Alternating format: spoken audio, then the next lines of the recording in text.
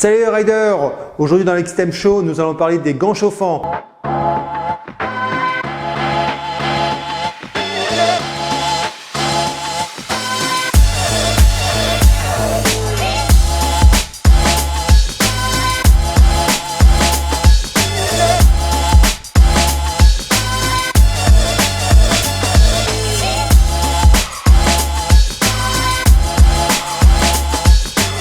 Bienvenue à notre premier Xtreme Live Show. Donc Michel Desneves à votre service pour répondre à vos questions. Donc le principe est très simple. Vous posez justement vos questions sur un thème précis sur les réseaux sociaux et j'y réponds en live.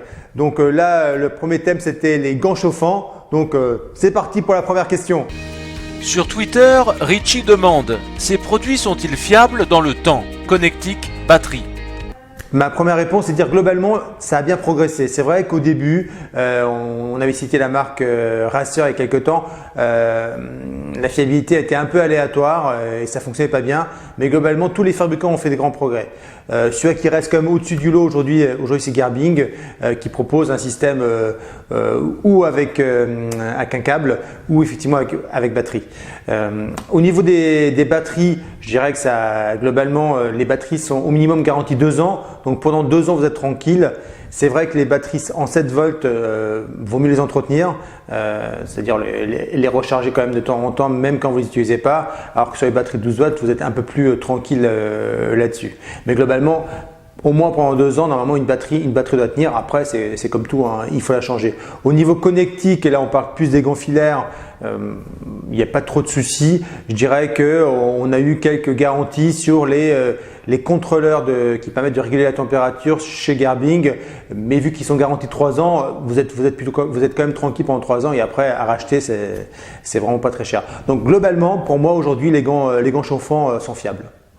Sur Twitter, Mathilde demande: combien de temps de charge faut-il compter? Alors, en moyenne, quelle que soit la marque, c'est à peu près équivalent, il faut compter 4 heures. Sur Twitter, Mediator demande: est-ce que les gants chauffants sont réellement étanches dans le temps? Donc pour répondre à ta question, Mediator, je dirais que oui, globalement, les gants sont étanches. Ils ont tous une membrane, hein, sauf ceux où il est stipulé dans la fiche produit qu'il n'y a pas de membrane. Les gants, effectivement, sont étanches. Après, tous les fabricants aujourd'hui dans la moto garantissent leurs gants 1 an. Donc je dirais qu'au niveau de l'étanchéité, le gant va être garanti 1 an. Après, il est sûr que si tu as un gant long ou un gant court, ça va un petit peu changer la donne. On avait fait faire un test par Jean-François dans le sud avec des gants Gearbing courts.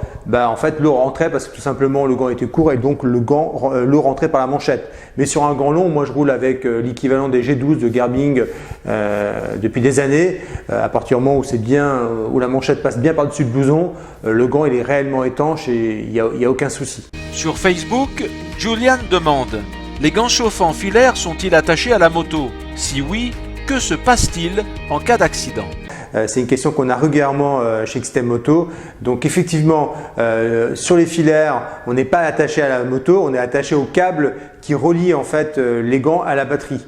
Et en cas d'accident, c'est tout simplement un câble jack. Même en cas d'accident, en cas d'oubli, hein, quand on descend de la moto, les gants vont se décrocher directement, automatiquement du câble. Donc aucun danger là-dessus.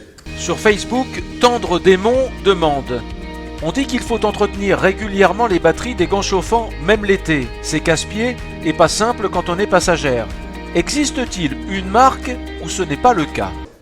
Alors, pour répondre à la question, je dirais le plus simple, c'est de regarder la différence entre une batterie 7 volts et une batterie 12 ou 7 volts de chez Gearbing. Ça, c'est une batterie 7 volts lithium qu'on retrouve classiquement sur les gants Furigant, sur V-Quattro, sur Racer, sur Gearbing, sur Behring. Ils ont tous à peu près la même batterie. Ça, c'est une batterie 12 volts, mais je dirais que la Gearbing 7 volts est du même un peu acabit, un petit peu plus petite, mais du même acabit. Elle comprend un régulateur. Donc c'est une batterie qui est beaucoup plus perfectionnée, beaucoup plus fiable qu'une batterie en fait classique 7 volts des autres marques. Bon, globalement, une batterie lithium 7 volts par toutes les marques à part Gearbing est garantie 1 an. Donc pendant 1 an, vous êtes tranquille. Mais il est conseillé, effectivement, ces batteries sont plus fragiles, de les recharger en été pour qu'effectivement elles aient un cycle de charge classique et éviter qu'elles se déchargent totalement et qu'elles finissent HS. Pour les batteries 12 volts de Garbing ou de 7 volts, on n'a pas de souci, les batteries sont de meilleure qualité et ont une meilleure résistance dans le temps. La preuve, c'est qu'elles sont garanties 2 ans par le fabricant Garbing. Donc pendant 2 ans, vous êtes normalement tranquille et s'il y avait le moins de soucis, elles seraient échangées en SAV. Donc voilà un petit peu pour le point sur les batteries. Sur Facebook, Marc Ferréol demande « La solution n'est-elle pas de porter des sous-gants de soie ou comme ceux des professionnels qui travaillent dans le congelé ?» Je dirais Marc, merci pour ta question, elle est assez pertinente et elle dépend en fait un petit peu de la sensibilité de chacun. Effectivement, on n'a pas du tout la même sensibilité au froid d'un individu à l'autre. Moi je connais des personnes qui, je dirais, avec juste des manchons, par exemple les livreurs dans Paris, on les voit souvent comme ça, juste avec des manchons et des mitaines, ils sont bien, quoi. Ils n'ont pas froid au moins. Moi par exemple, dès que les températures commencent à approcher 0 degré, même avec des très beaux gants d'hiver, je commence à avoir le bout des doigts qui gèle. Et il suffit que je dépasse 30 minutes et alors là j'ai carrément des onglets, effectivement je fais des bonds au plafond, quoi. C'est vraiment insupportable. Donc je dirais qu'il y a une vraie différence de sensibilité. Alors pour moi, la solution ultime en cas effectivement de température négative, c'est vraiment les gants chauffants. On n'a plus du tout l'impression qu'il fait froid dehors. C'est effectivement, comme dirait peut-être Sigalou, on a l'impression d'être en bagnole, mais c'est ça la sensation, on n'a plus froid. Donc je dirais que pour le coup c'est ultra efficace.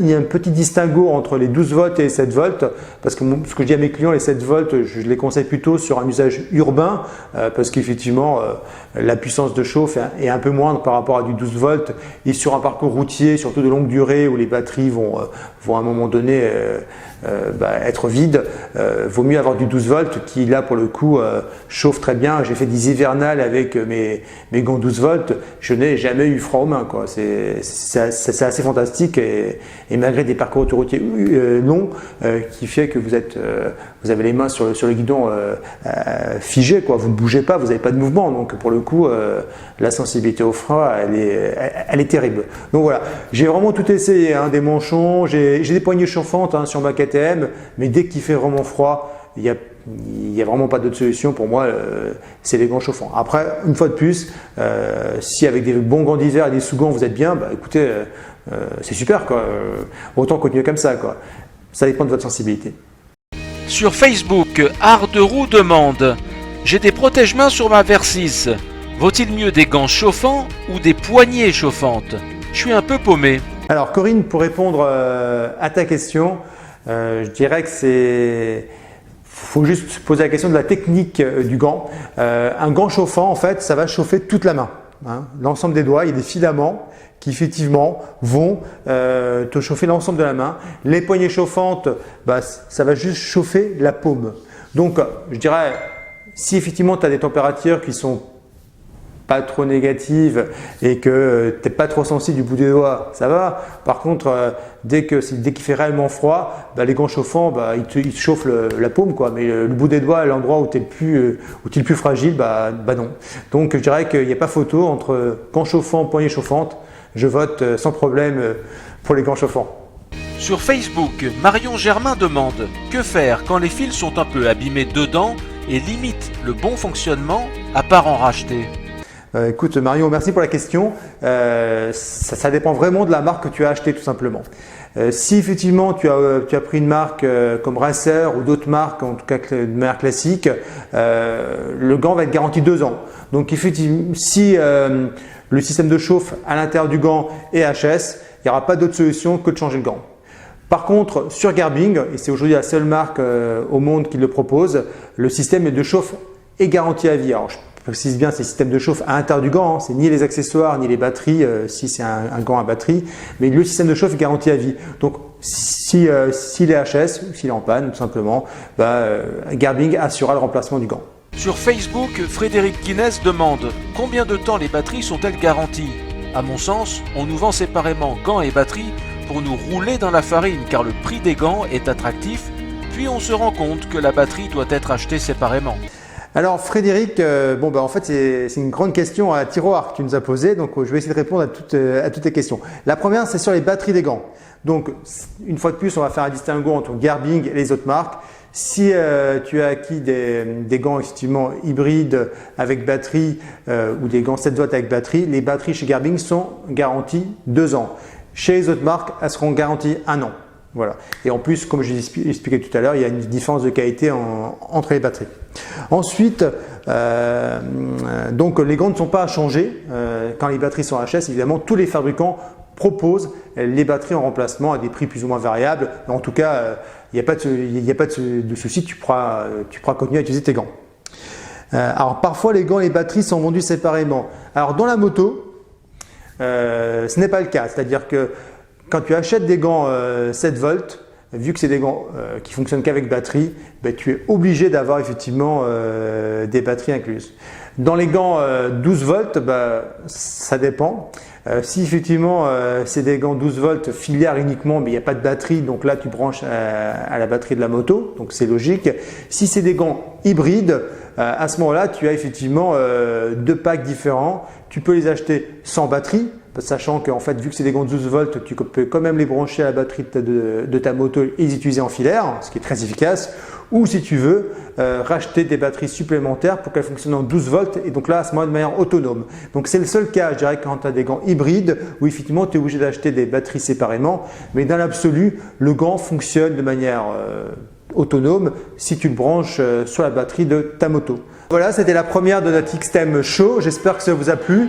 En tout cas, moi, ça m'a fait vraiment plaisir de répondre à toutes vos questions sur les gants chauffants. Donc, comme chaque semaine, on va essayer de lancer une nouvelle thématique. Donc, pour la semaine prochaine, on va traiter du rayonnage des roues. Donc, comment rayonner une roue de moto. N'hésitez pas à poser vos questions sur Twitter, sur Facebook ou même sur Instagram. De toute façon, on va les récupérer et on y répondra en live. J'aurai un invité, un vrai spécialiste du rayonnage de roues. X-Theme Moto est là, donc les riders, et répondra à toutes vos questions. À très bientôt.